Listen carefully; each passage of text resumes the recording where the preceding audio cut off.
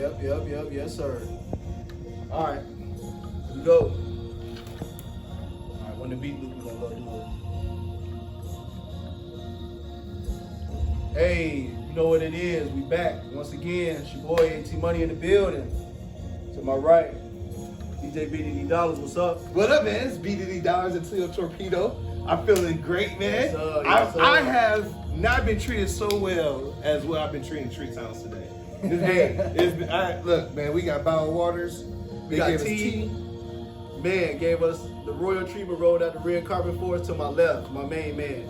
Haiti, what's going on, bro? Round applause, Haiti. Clap it up for Haiti. Hard working Man right there. Hard working black man. Hey, and then let's we not forget, got Gully TV in the building with us, baby. What up? Hey. Yes, sir. Yes, sir. Appreciate you. Right. Gully TV. Gully TV in the building, boy. God damn. What's up, cool world? Man. So, first thing I got to talk about, man, we got to talk about some current events. Bobby Shmurda came home, bro. How y'all feel? Thoughts, assertions? Anybody got anything? I think Bobby Shmurda coming home is gonna be dope. Yeah. He actually was one of the people that had star quality from that era. Back when they had the Bobby Shmurda versus T Money discussion. Versus Bobby Shmurda versus Troy Ave. Okay. That's trying to figure out who was putting on for Brooklyn, right? Yeah. Right. But Tax Stone, if y'all ever listen to Tax Stone, Yeah, Tax Stone's Stone. talking about how people actually was cheering for Bobby because he actually had the star quality. And when Hot Boy, whatever however the radio title for the song came out, was out. I actually felt that song was going somewhere. I felt his energy. Yeah. And now we actually got the man out. You know what I mean? Right. The song has so much energy with him behind bars. I'm excited to see what his music is going to be looking out going forward with him outside of jail.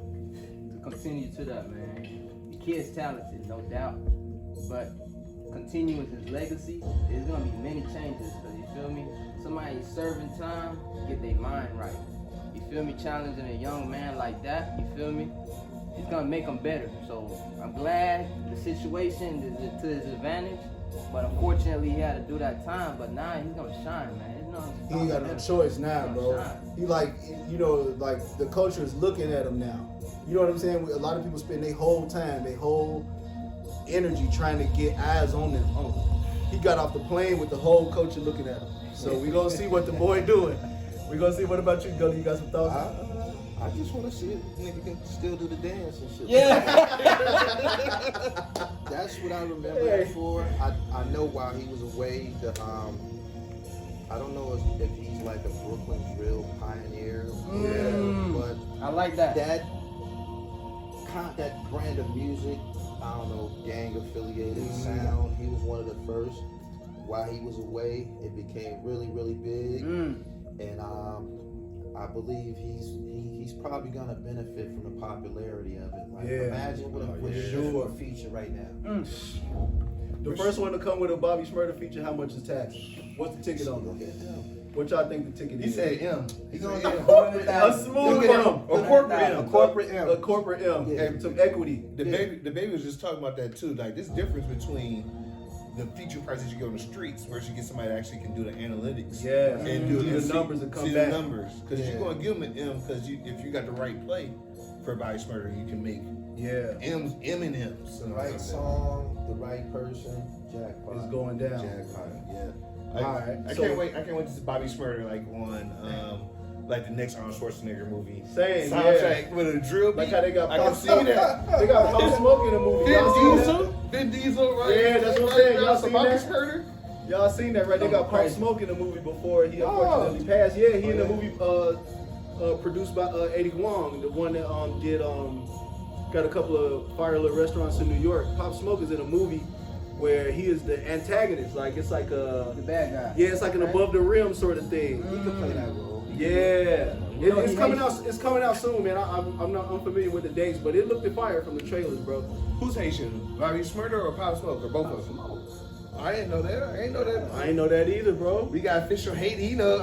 Hey, but hold on. Speaking of Haitians, man, you know we got Gully TV in the building, man. Do you want to shed some light on the project that you've been working on? I know we were talking earlier My about most Haitian Jack. recent project that I'm being recognized for currently is It's called A Bronx Tale. Okay. And it's the story of the murder unit from Girard Avenue in the Bronx. And they were somewhat Noriega's security detail. They ran with Noriega throughout the late 90s. And they were really, really popular and actually became known to mainstream society by way of the Hot 97 shootout. That.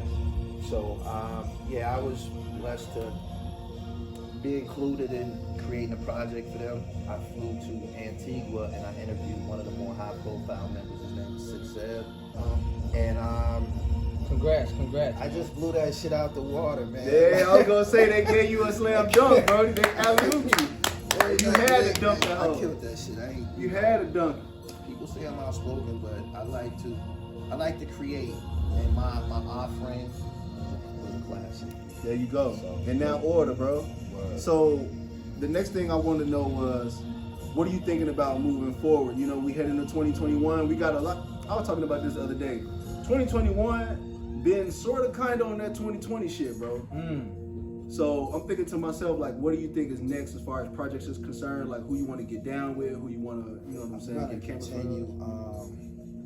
I'm gonna continue to work. I've earned a living to an extent doing, Gully TV media, but I actually like to create. I like to sit around and fuck with Final Cut Pro and After Effects and shit like that, and see if I could make something slick. It's just something that I do, man. I roll up and I sit there and get to create this shit.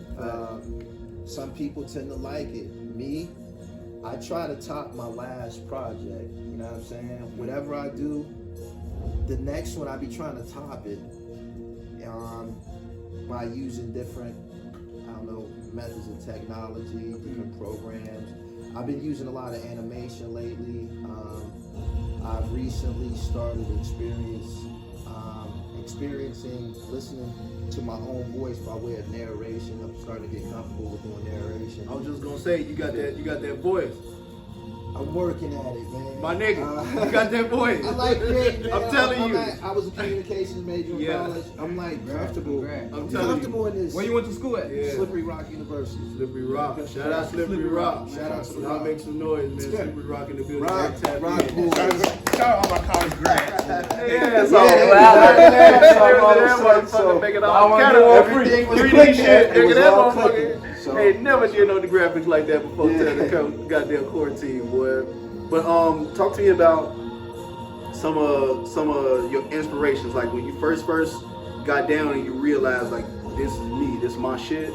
What was it that got you over the hump? Because I feel like that happened a lot with creative folks. Like it's a moment where you realize like that's who you are and that's what you put here to do.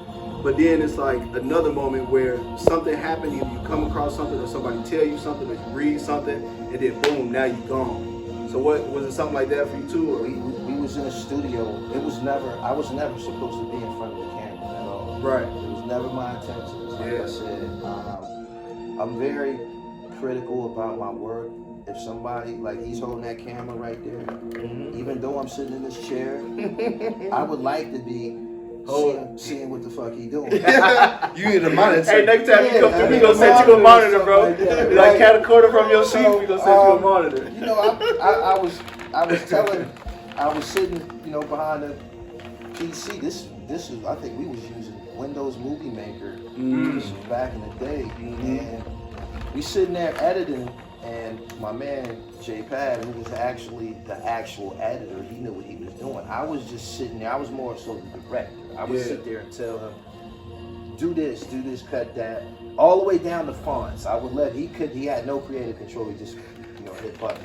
He just was making shit, and if Gully like it, then it's coming out. It's like a beat maker versus a producer kind of conversation. That's a relationship. We sitting there together, but as our relationship is progressing, we sitting in front of the PC together every day. So I'm starting to learn this shit. Yeah, you figuring out the keys. Starting to picking up the concepts. We went from Windows Movie Maker to Sony Vegas. The internet started to move from DVDs where we started to MySpace to YouTube, etc. And my man we were sitting there editing. He was like, yo, man, if this shit ever gonna work, you gotta get in front of the camera and talk, you know, be a part of this shit.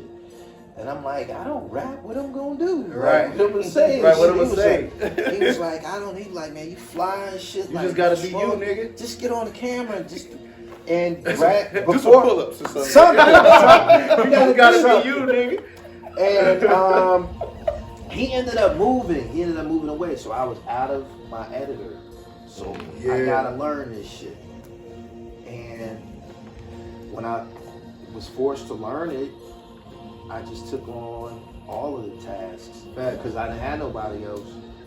So it was probably destiny, man. It was an easy transition. I love hip hop music. Yeah. I love vintage sneakers. I love everything vintage. I love black movies. I love media. I can make a discussion topic out of basically anything and relay it to an audience that's from urban areas, projects, where they can interpret it. Let me ask you this. I'm gonna ask you your question around your opinion on this one specific thing. So we had like you know, like I was saying earlier, like 2020 is some pretty crazy shit went down, bro.